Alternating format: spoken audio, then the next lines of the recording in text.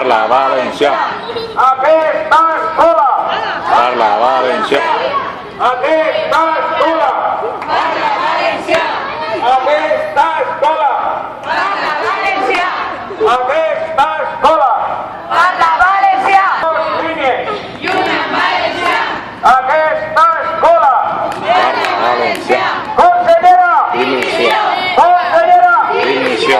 Consellera. Dimissió. Consellera. Dimissió. Consellera. Dimissió. Consellera. Dimissió. Consellera. Dimissió. Consellera. Dimissió. Consellera. Quants total? 74 són? Pot ser, sí. 74 concentracions, 75, no sabem.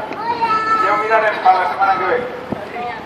I aquests dies coincideix la publicació de l'arranjament que confirma que tindrem una unitat menys l'any que ve, tindrem una mestra menys d'anglès i una mestra infantil, i com també acaba la unitat perquè n'hi havia 3 igual, l'any que ve tindrem 5 mestres menys a l'escola. Desconcert de les escoles privades concertades fins al 2019. Mira que són dos famílies que estan bones per a nosaltres. Voy a preguntarle luego. Avui tindrem 4 Eduardo Galeano y yo sé que nos motivarán a todos.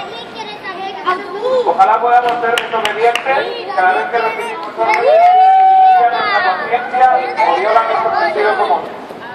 Eduardo Galeano. Y para acabar, para que la nuestra consellera consentista es así, desde Castelló, desde el carrer Herrero, la 74ena ciudadana, a la nuestra consellera catalana.